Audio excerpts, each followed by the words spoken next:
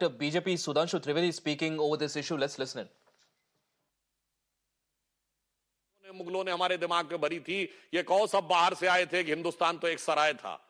आप सबको याद होगा, हम लोगों ने बचपन में बहुत सुना था, वो शेर दूरदर्शन पे आता था, सरजमीने हिंद पर अक़वाम आलम के फिराक, काफिले बसते गए हिंदुस्तान बनता गया। ये काफिले में सराय बनाने वाले हिंदुस्तान का कॉन्सेप्ट है। हम इस कॉन्सेप्ट को कतई नहीं मानते। हम उस कॉन्सेप्ट को मानते हैं जिन्हें उन्हें न समझ में आता हो कि उत्तरम यद समुद्र से दक्षिणम च हिमाद्र भी वर्षम यद भारत नाम भारतीय से संतति। जो समुद्र के उत्तर में और हिमालय के दक्षिण में भूभाग है, वह एक महान देश है जिसमें रहने वाला हर देश भारतीय माना जाता है। इसलिए अब मैं ये कह सकता हूं कि ये कांग्रेस की मानसिकता बहुत साफ है। भारत को अंदर से तोड़ो, उत्तर दक्षिण में तोड़ो, तमिल हिंदी में तोड़ो, अगड़े पिछड़े में तोड़ो, दलित सवर्ण में तोड़ो, उत्तर भारतीय मराठी में तोड़ो, बंगाली पंजाबी में तोड़ो और बाहर से जोड़ो। यानी भारत को अंदर से तोड़ो और विदेश से जोड़ो, ये इनका कॉन्सेप्ट है।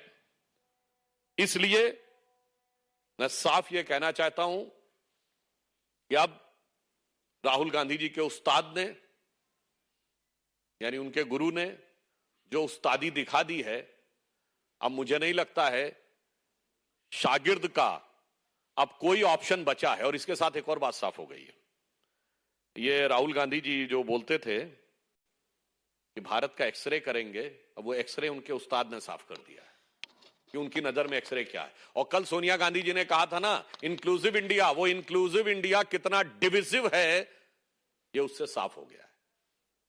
तो इसलिए मैं सिर्फ पुनः ये कहना चाहता हूं कि भारत के अस्तित्व के ऊपर अब इस चुनाव को वो ले आए हैं।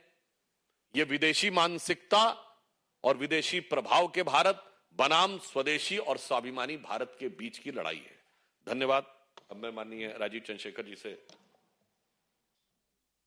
Friends, good afternoon. As you are aware, and as my colleague Sudhanshu ji has said, Mr. Sam Pitroda is the chairman of the Indian Overseas Congress.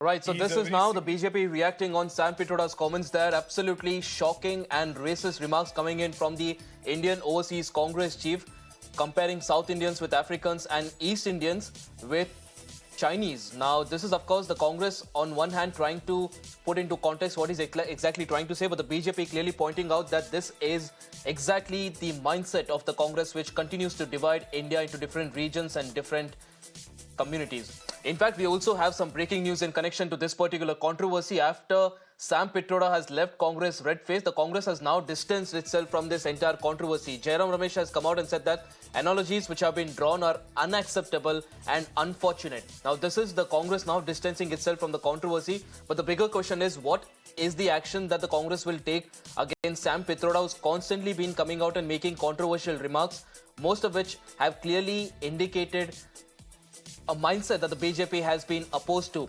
And now the Congress again, time and again, has been seen being in damage control mode every time Sam Pitroda has come out and made a statement. And the bigger question here is, why isn't the Congress acting against the Indian Overseas Congress chief despite him making such controversial remarks time and again?